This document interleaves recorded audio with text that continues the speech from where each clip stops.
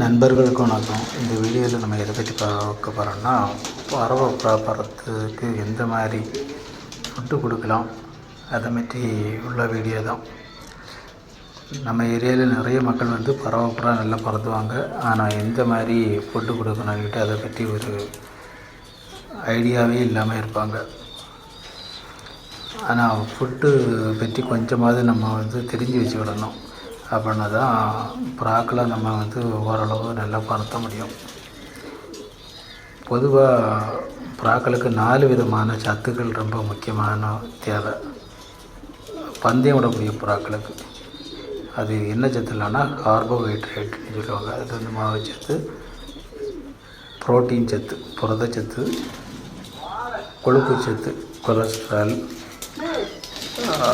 அது இல்லாமல் நார்ச்சத்து, அது வந்து ஃபைபரும்பாங்க. இப்படி ஒரு 4 விதமான சத்துக்கள் உள்ள உணவுகளை நம்ம வந்து பிரித்து இப்படியெல்லாம் கொடுக்கணும், எந்தெந்த டைம்லலாம் கொடுக்கணும், அதை பற்றி நம்ம வந்து கொஞ்சமாவது லைட்டாக தெரிஞ்சு வச்சுக்கிட்டால் கொஞ்சம் நல்ல ஒரு யூஸ்ஃபுல்லாக இருக்கும்.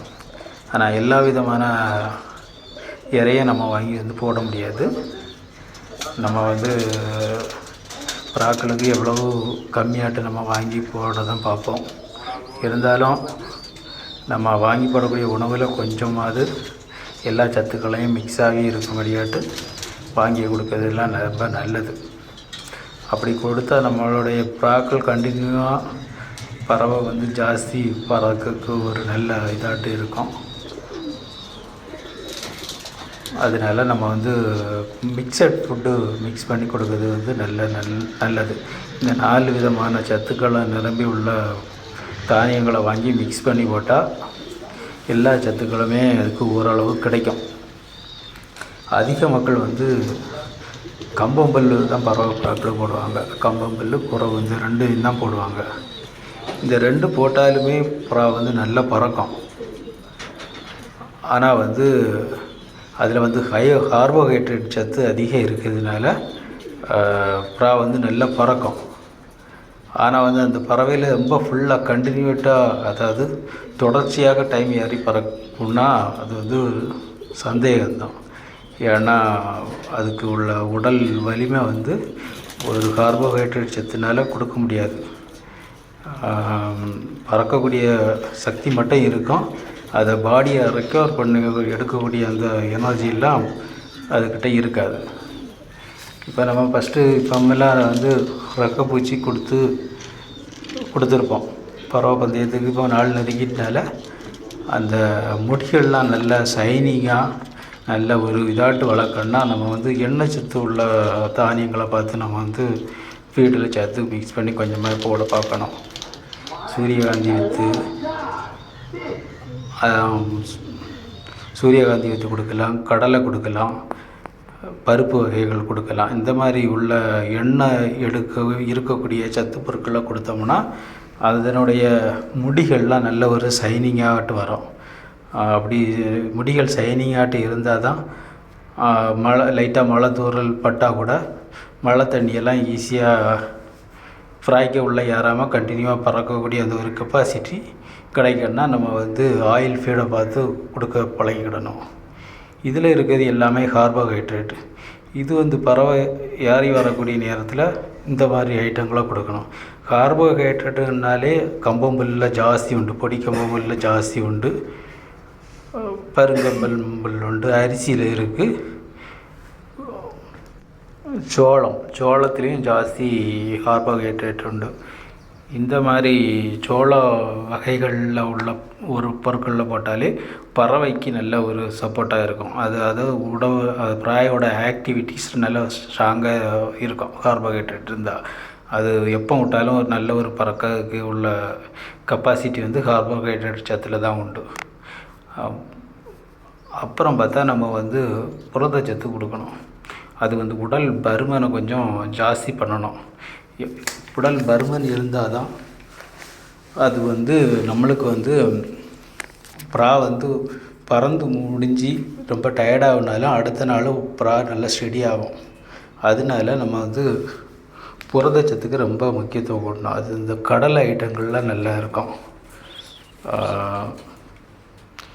கடலை, பட்டாணி, கொண்டக்கடலை, இந்த மாதிரி ஐட்டங்களில் வந்து நம்ம போட்டோம்னா அது வந்து நல்ல ஒரு பாடி ஏறி வரும். ஆனால் அந்த டைமில் வந்து கார்போஹைட்ரேட் சத்துமே நல்லா மிக்ஸ் பண்ணி கொடுத்து நம்ம பறவைக்கு கொடுக்கணும். அதனால் இந்த மாதிரி ஐட்டங்களை பறவை ஏறி வரக்கூடிய நேரத்தில் தேவைப்படும். பின்ன ஒரு என்னென்னா நார்ச்சத்து வந்து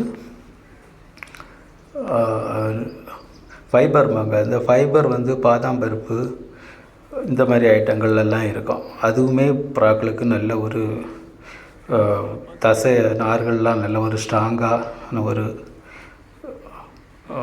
ஒரு வலிமையை கொடுக்கும். அந்த சத்துமே ரொம்ப முக்கியம். இந்த ஃபுட்டுகளை நல்ல பறவை ஏறி வரக்கூடிய நேரத்தில் கொஞ்சம் கொஞ்சம் நம்ம வந்து மிக்ஸ் பண்ணி கொடுக்கறது நல்லது. அதிக நேரம் பறக்கக்கூடிய புறா வந்து ஏறி பறக்க ஆரம்பித்த பிறகு கொஞ்சம் கொழுப்பு சத்து உள்ள உணவு தானியங்களை நம்ம கொடுக்கலாம். நிலக்கடலை, அந்த மாதிரி கொழுப்பு சஃபோலா, இந்த மாதிரி ஐட்டங்களை நம்ம வந்து பறவை ஏறி வரக்கூடிய நேரத்தில் நம்ம கொடுத்தோம்னா அது வந்து புறாக்களுக்கு கொஞ்சம் சப்போர்ட்டாக இருக்கும். அதுக்கு நீ நிறைய ஜாஸ்தி பண்ணக்கூடாது. கொழுப்புக்களை கொஞ்சம் புறாய்க்கு தேவையான பறவைக்கு ஏற்றாலும் நம்ம கொடுக்கணும். ஏன்னா வந்து நம்ம கொடுக்கக்கூடிய இறையில் வந்து புறா இன்றைக்கி கொடுத்து விடக்கூடிய இறையில் வந்து புறா பறக்காது. அது உடம்பில் இருக்க எனர்ஜியை கரைச்சி தான் புறா வந்து ஃப்ளையிங் கொடுக்கும். இப்போ 15 மணிக்கூர் 20 மணிக்கூர் புறாக்கள்லாம் கண்டினியூவாக பறக்குன்னா அது உடம்பில் இருக்க கொழுப்புகள்லாம் கரைச்சி அதை தான் எனர்ஜியாக மாற்றி பறவை எடுக்கும் புறாக்களுக்கு. அந்த மாதிரி எனர்ஜி உடம்பில் இருந்தால் தான் பறவையும் கண்டினியூவாக பறக்கும். அதனால் நம்ம வந்து இந்த 4 சத்துக்களுமே உள்ளக்கூடிய ஃபுட்டுகளை நம்ம வந்து மிக்ஸ் பண்ணி கொஞ்சம் கொஞ்சமாக எந்த டைம் கொடுக்கணும் அதை பற்றி நம்ம கொஞ்சம் லைட்டாக தெரிஞ்சு வச்சுக்கிடணும். அப்படி தெரிஞ்சு வச்சுக்கிட்டோம்னா ஈஸியாக நம்ம புறாக்களை கூடுதல் நேரம் பறத்தலாம். அது மட்டும் இல்லை, புறா வந்து ஒரு 10-12 மணிக்கூருக்கு மேலே பறந்து இறங்கின உடனே அதனுடைய பாடி ரொம்ப டயர்டாகி நீர் சத்தெல்லாம் புறாக்களுடைய நீர் சத்தெல்லாம் டோட்டலாக இழந்துடும். அப்படி இறங்கக்கூடிய நேரத்தில் நம்ம அதை கவனிக்காமல் விட்டாலும் புறா வந்து அடுத்த பறவைக்கு தயாராகாது. அதனால் ரொம்ப டயர்டாகி வரக்கூடிய புறாக்களை நம்ம வந்து அதை எப்படி ரெக்கவர் பண்ணலாம் அதை பற்றி கொஞ்சம் தெரிஞ்சு வச்சுக்கிடணும். அந்த நேரத்தில் நம்ம வந்து எலக்ட்ரால் தண்ணியெல்லாம் கொஞ்சம் கொடுக்க பழகிக்கிடணும். புறா வந்து இறங்கி டயர்டாகுனா அந்த எலக்ட்ரால் சின்ன குழந்தைகளுக்கு கொடுக்கக்கூடிய அந்த எலக்ட்ரால் பொடியை தண்ணியில் கரைச்சி நம்ம அடித்து விட்டோம்னா புறா உடனே ஓரளவு ரெடி ஆயிரும். நம்ம அந்த மாதிரி கொடுக்காம புறாயை சும்மா நார்மல் வாட்டர் குடிக்க விட்டுட்டு இருந்தோம்னா அது வந்து அடுத்த பறவைக்கு, அதாவது நம்ம ஒரு நாள் 2 நாள் கேப் விட்டு பறத்தலான்னா புறா வந்து ஸ்டெடி ஆகிடாது. ஒரு பறவை 2 பறவை தான் ஃபுல் பறவை பறக்கும். நம்ம பறத்தி வச்சுருந்தது பந்தய டைமில் பறக்க முடியாமல் ஆகி போயிடும். அந்த ஒரு சிச்சுவேஷன் ஆயிரும். அதனால் நம்ம வந்து ஒரு அட்லீஸ்ட் ஒரு ஹெவி பறவை ஒரு 5-6 டனாவது ஜாஸ்தி பறக்கணுன்னா அந்த புறாக்களுக்கு உள்ள தேவையான சத்துக்கள் உள்ள தானியங்களை நம்ம வாங்கி மிக்ஸ் பண்ணி போடணும். புறாக்களுக்கு நல்ல டயர்டாகி வந்து இறங்கின பிறகு தேன் தண்ணி வைக்கிறதெல்லாம் ஒரு நல்ல ஒரு பழக்கம்தான். சீனி தண்ணி, சர்க்கரை தண்ணி, அதாவது குளுக்கோஸ் ஐட்டங்கள், இந்த குளுக்கோஸ் ஏற்றுனா பேர்டு வந்து உடனே ரெக்கர் ஆகி அடுத்தால பறக்கக்குள்ள ஒரு உடம்பில் தும்பு வரும். இந்த மாதிரி நம்ம ஃபுட்டுகளை ஓரளவு கொடுக்க படிச்சுக்கிடணும். இது வந்து தெரியாத மக்கள் ஓரளவு தெரிஞ்சு வச்சுக்கிடுங்க. நம்மளுக்கு தெரிஞ்சதை நான் சொல்லியிருக்கேன். எல்லாருமே இதை ஃபாலோ பண்ணிட்டு தேவையில்லை. இது நம்ம பந்தயத்துக்கு எல்லா புறாக்களுமே நம்ம வந்து பறவைகளை பறத்த போகிறது இல்லை. அட்லீஸ்ட் ஒரு 5-6 புறாக்கள் எண்ணா ரெடி ஆக்கி வச்சுருப்போம். அந்த 6 புறாக்களுக்கும் இந்த மாதிரி ஃபுட்டுகளை நம்ம வந்து கொடுத்து பழகிட்டோம்னா நம்ம ஈஸியாக ஓரளவுக்கு நல்ல டைம் வைக்கலாம். பறவை புறாக்களுக்கு ஈவினிங் எப்போவுமே இருட்டு நேரத்தில் புறாக்களுக்கு ஏறப்பட்டு பழக்க. பறவை ஏறி வரக்கூடிய புதுசாக பந்தயம் விடக்கூடிய நண்பர்கள் பறவை ஏறி வரக்கூடிய நேரத்தில் ஈவினிங் ஒரு 5 மணி அதுக்கு மேலே பறவையை விட்டு அட்லீஸ்ட் ஒரு 3-4 மணிக்கு பறந்த பிறகு அது வந்து ஈவினிங் விட்டு பழக்கிறணும். அந்த இருட்டு, அதாவது 5 மணிலேருந்து அது வந்து ஒரு 8 மணியை கிராஸ் ஆகக்கூடிய அந்த டைம் வந்து புறாக்கள் வந்து ரொம்ப ஒரு கஷ்டமான ஒரு டைம் ஆகும். 6லேருந்து 7 மணிலாம் ரொம்ப ஒரு புறாக்கள் ரொம்ப பயப்படும். சில புறாக்கள் அந்த இருட்டுக்குள்ளேயே ஏறாது. அந்த இருட்டு ஆகுனாலே புறா பயந்து ஒடுக்கி வந்து கீழே சாடும். அந்த புறாக்களுக்கு அந்த பயத்தை ஃபஸ்ட்டே போக்கணும்னா ஒரு 5:30-6 மணிக்கெல்லாம் புறாயை பறத்தி தொடர்ச்சியாக நம்ம கொடுத்துட்டு இருந்தோம்னா அந்த புறா பயம் மாறி கண்டினியூவாக நைட்டு ஏறி பறக்க ஆரம்பிக்கும். ஒரு சில புறாக்கள் மிஸ் ஆகத்தான் செய்யும். அதெல்லாம் பார்க்கக்கூடாது. தேவையான வெளிச்சத்துக்கு லைட்டுகள்லாம் நம்ம ஸ்டார்டிங்கிலே கட்டிடணும். இப்போ எங்கள் குண்டிலையுமே இப்போ 3 பட்டாக்கள் நல்லா டைம் ஏறி வந்த புறா ஈவினிங் விட்டும் ஃபோக்கஸ் கட்டலை இன்னும்.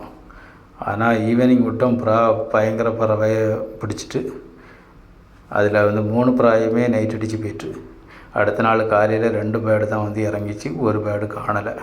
இந்த நைட் அடிக்க புறாக்கள் ஜாஸ்தி வந்து வேறு இடத்துல போய் மாட்டிக்கிடும். அது சரியான இருக்க இடையும் தெரியாமல் கீழே விழுறதுனால பூனைகள்லாம் பிடிக்க வாய்ப்பு உண்டு. இந்த வீடியோ பிடிச்சிருந்தால் லைக் பண்ணுங்கள், ஷேர் பண்ணுங்கள், சப்ஸ்கிரைப் பண்ணுங்கள். அடுத்த வீடியோக்குள்ள நம்ம மீண்டும் சந்திப்போம்.